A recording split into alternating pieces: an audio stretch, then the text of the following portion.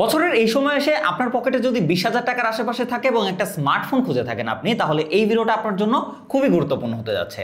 কারণ এই ভিডিওতে আমরা টপ 5 স্মার্টফোন নিয়ে কথা বলবো যা এই মুহূর্তে দাঁড়িয়ে আপনি 20,000 টাকার আশেপাশেই পাবেন এবং যেখানে প্রত্যেকটা ইউজারের জন্যই কিন্তু ফোন রয়েছে। যেমন গেমিং ফোনও রয়েছে, ব্যালেন্স ইউজারদের জন্য ফোন রয়েছে, লং ব্যাটারি লাইফের ফোন রয়েছে। সো সবার জন্যই থাকবে এই 5টা লিস্টে। সো অবশ্যই ভিডিওটা শেষ পর্যন্ত সাথেই থাকবেন এবং ভালো লাগলে একটা সাবস্ক্রাইব করে পাশে থাকবেন। সো চলুন শুরু করা যাক। আমাদের লিস্টে যেহেতু কোনো নাম্বারিং নেই, আমাদের প্রত্যেকটা ইউজারদের জন্য ডিফারেন্ট ক্যাটাগরিতে ফোন রেখেছি। এর মধ্যে প্রথম ফোনটা হচ্ছে গেমারদেরকে টার্গেট করে বা যারা একটু হেভি পারফরমেন্স সেন্ট্রিক ফোন চান 20,000 টাকার আশেপাশে। মডেলটা হচ্ছে IQ Z10X 5G। প্রথমত এই স্মার্টফোনটা 5G চিপসেট হয়। আগামীতে যেহেতু বাংলাদেশে 5G সাপোর্ট আসছে, সো এইটা কিন্তু একটা আপডেটেড ফোন বলা যায় এই মুহূর্তে দাঁড়িয়েও। তার পাশাপাশি এইটাতে পারফরমেন্স সেগমেন্টে কিন্তু মিডিয়াটেকের Dimensity 7300 চিপসেট রয়েছে, যা 4 ন্যানোমিটার আর্কিটেকচারের একটা অক্টা-কোর প্রসেসর এবং এটাতে UFS 3.1 স্টোরেজ সাপোর্ট রয়েছে, যার জন্য ওভারঅল কম্বিনেশনে কিন্তু আপনারা দারুণ কোয়ালিটির একটা এক্সপেরিয়েন্স বা পারফরমেন্স পাবেন। এই ফোনটি থেকে এই বাজেটের মধ্যে বলা যায় সেরা পারফরমেন্সই পাবেন। তার পাশাপাশি ব্যাটারিতেও কিন্তু অনেক বড়সড় সাপোর্ট থাকছে, 6500 mAh ব্যাটারি উইথ 44 ওয়াটের ফাস্ট চার্জিং সাপোর্ট, যার জন্য আপনারা অনেক লং টাইম ব্যাটারি ব্যাকআপ পাবেন উইথ হাই পারফরমেন্স। তবে হ্যাঁ, ডিসপ্লেতে কিছুটা কস্ট কাটিং করা হয়েছে। এখানে একটা ফুল HD প্লাসের IPS LCD প্যানেল দেওয়া হয়েছে। তবে হ্যাঁ, 120 হার্জের সাপোর্ট ডেফিনেটলি থাকছে।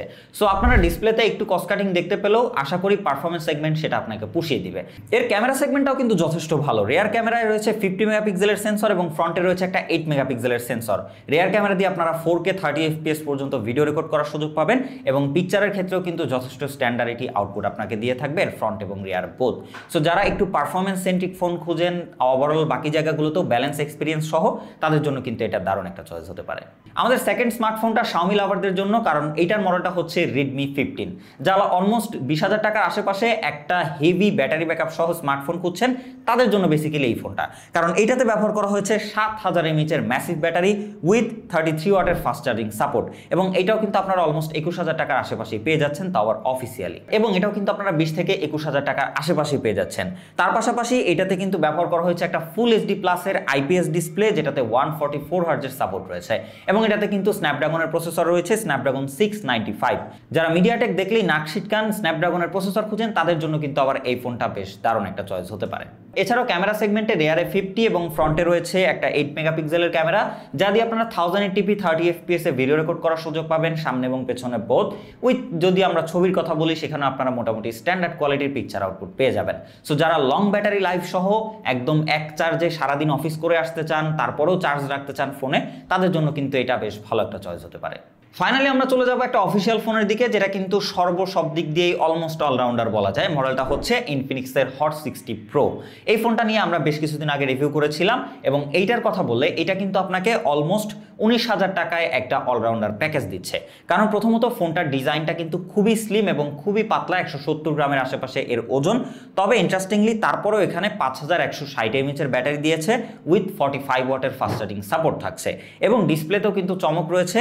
একটা অ্যামোলেড ডিসপ্লে পাচ্ছেন আপনারা উইথ 144 হার্জের হায়ার রিফ্রেশ রেট সাপোর্ট। তো সবকিছু মিলিয়ে এটা কিন্তু দারুণ একটা প্যাকেজ হতে পারে, ডিসপ্লে ওয়াইজ, ব্যাটারি, ডিজাইন। তার পাশাপাশি ক্যামেরাতেও কিন্তু বেশ দারুণ এক্সপিরিয়েন্স দিবে আপনাকে এই বাজেটের মধ্যে। দারুণ কোয়ালিটির ইমেজের পাশাপাশি এটা দিয়ে আপনারা 1.5K সামনে এবং পেছনে বোথ ক্যামেরা দিয়ে কিন্তু ভিডিও করতে পারবেন। এই ব্যাপারটা বেশ দারুণ লেগেছে। এই বাজেটে হয়তো অন্যান্য খুব একটা ফোনে আপনি এই সাপোর্টটা পাচ্ছেন না। অ্যান্ড সবশেষে পারফরমেন্স সেগমেন্টেও কিন্তু একবারেই নড়বড়ে নয়, মিডিয়াটেকের হিলিও G200 এর সাপোর্ট পাচ্ছেন, যা দিয়ে আপনারা রেগুলার টাস্কিং থেকে শুরু করে টুকটাক লাইটওয়েট গেমগুলো কিন্তু ইজিলি প্লে করে ফেলতে পারবেন এই স্মার্টফোনটা দিয়ে। সো সবকিছু মিলিয়ে যারা একটা অফিসিয়াল ডিভাইস চান বাজেটের মধ্যে এবং অলরাউন্ডার সবকিছু চান, মিডিয়া কনজিউমার, তার সাথে একটা স্লিম বা গুড লুকিং ডিজাইন, সবকিছু মিলিয়ে কিন্তু এটা বেশ ভালো একটা চয়েস বলা যাচ্ছে। এরপরে চলে যাব আমরা অফিসিয়াল আরও একটা ডিভাইসের দিকে। যারা একটু মানে হেভি ইউজের জন্য একটা ফোন খুঁজছেন, যে আমি একদম রাফ ইউজ করব, মানে ফালায়া ছাড়ায় ব্যবহার করব, আমরা যেটাকে বলি আর কি বাংলা ভাষায়। সো এরকম টাইপের যারা ফোন খুঁজেন, তাদের জন্য আমাদের রিসেন্টলি রিভিউ করা Realme C85 Pro এই অফিসিয়াল ডিভাইসটা হতে পারে দারুণ একটা চয়েস। প্রথমত এটা 20 থেকে 21,000 টাকার আশেপাশেই পাওয়া যাচ্ছে অফিসিয়ালি এর বেস ভেরিয়েন্টের ফোনটা।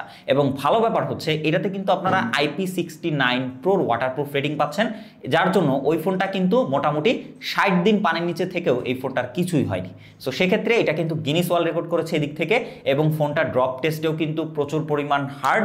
সো এটা টোটাল প্লাস্টিক বিল্ড হলেও এটা ড্রপ টেস্টে কিন্তু এটা অনেকটাই শক্তপোক্ত এক স্মার্টফোন। তো সেদিক থেকে যারা রাগেড স্মার্টফোন বা অনেকটা হেভি ইউজের জন্য ফোন কিনতে চাচ্ছেন তাদের জন্য কিন্তু এটা দারুণ চয়েস। এছাড়াও ডিসপ্লে সেগমেন্টেও কিন্তু চমক রয়েছে, যেখানে আপনারা একটা 120 হার্জের অ্যামোলেড ডিসপ্লে পাচ্ছেন যার ব্রাইটনেস হচ্ছে 4000 নিটস।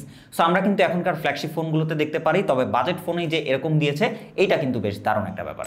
এছাড়াও ফোনটাতে স্ন্যাপড্রাগনের 685 চিপসেট থাকায় আপনারা মোটামুটি ব্যালেন্স টাইপের একটা এক্সপেরিয়েন্স পাবেন। সো পারফরমেন্সের দিক থেকে কিছুটা কস্ট কাটিং ধরাই যাচ্ছে। এছাড়াও ব্যাটারিতেও কিন্তু অনেক বড়সড়ই আপনাকে দিচ্ছে 7000 mAh এর ব্যাটারি, 45 ওয়াটের ফাস্ট চার্জিং সাপোর্ট। তার পাশাপাশি এর ফ্রন্টে রয়েছে একটা 8 মেগাপিক্সেলের ক্যামেরা এবং রিয়ারে রয়েছে একটা 50 মেগাপিক্সেলের সেন্সর। সেক্ষেত্রে ক্যামেরা এক্সপিরিয়েন্সও কিন্তু মোটামুটি স্ট্যান্ডার্ড ছিল। ওভারঅল বলতে গেলে যারা long battery life, rugged performance এবং রাফ ইউজের জন্য একটা ভালো ডিসপ্লে সহ স্মার্টফোন খুঁজতে চান অফিসিয়ালি, তাদের জন্য কিন্তু এইটা বেশ ভালো একটা চয়েস আমি বলবো, যদি পারফরমেন্সের দিকে কিছুটা আপনারা স্যাক্রিফাইস করতে পারেন। সবশেষে চলে যাচ্ছি আমাদের লাস্ট স্মার্টফোনটার দিকে। কথায় আছে ওল্ড ইজ গোল্ড, এবং এই ফোনটার ক্ষেত্রেও বিষয়টা তাই রয়েছে। মডেলটা হচ্ছে স্যামসাং এর M35। যারা একটু ব্র্যান্ড ভ্যালু সহ স্যামসাং এর ফোন খুঁজেন তাদের জন্য কিন্তু এই ফোনটা, কারণ প্রথমত এই ফোনটা যেহেতু স্যামসাং এর, সেক্ষেত্রে আপনারা লং টাইম একটা সিকিউরিটি আপডেট এবং ওএস আপডেট পাবেন। সো যারা লং টাইম ব্যবহার করার জন্য রিলায়েবল একটা ফোন খুঁজেন তারা সবসময় স্যামসাং এর দিকে যেতে চান, যার জন্য আমাদের লিস্টে এই ফোনটাকে এখনো রেখেছি। আনঅফিসিয়াল মার্কেটে অলমোস্ট 20 থেকে 21,000 টাকা এখনো এই স্মার্টফোনটা অ্যাভেলেবেল পাওয়া যায়, এবং স্পেসিফিকেশনের দিক থেকেও এটা কিন্তু আপনাকে দারুণ একটা এক্সপেরিয়েন্স শেয়ার করছে এখনো। যেমন এটাতে রয়েছে একটা সুপার অ্যামোলেড 120 হার্জের ডিসপ্লে, এবং স্যামসাং এর ডিসপ্লে আপনারা জানেনই, যারা মিডিয়া কনজিউমার রয়েছেন তাদের জন্য একদম বেস্ট কোয়ালিটির এক্সপেরিয়েন্স দিবে। তার পাশাপাশি 120 হার্জ রিফ্রেশ রেট রয়েছে, এবং এই ডিসপ্লেতে আপনারা কিন্তু কর্নিং গরিলা গ্লাস ভিক্টাস প্লাসের সাপোর্ট পাচ্ছেন এত কম বাজেটের একটা স্মার্টফোন। এছাড়াও আপনারা পারফরমেন্স সেগমেন্টে এটাতে ব্যালেন্স একটা পারফরমেন্স পাবেন, কারণ ব্যবহার করা হয়েছে Exynos 1380, যা 5 ন্যানোমিটার আর্কিটেকচারে বিল্ড করা। রয়েছে 50 মেগাপিক্সেলের মেইন সেন্সর, 8 মেগাপিক্সেলের একটা আলট্রা ওয়াইড লেন্স এবং 2 মেগাপিক্সেলের একটা ম্যাক্রো লেন্স। আমাদের এই বাজেট সেগমেন্টের মধ্যে এইটাই একমাত্র ফোন যেটাতে একটা আলট্রা ওয়াইড লেন্স আপনারা পাচ্ছেন। তার পাশাপাশি এইটা দিয়ে কিন্তু আপনারা 4K 30 FPS এ ভিডিও করতে পারবেন, 1080p 60 FPS এ ভিডিও করতে পারবেন, এবং ফ্রন্টে রয়েছে একটা 13 মেগাপিক্সেলের সেলফি ক্যামেরা, যা দিয়েও কিন্তু আপনারা 4K 30 FPS এ ভিডিও করতে পারবেন।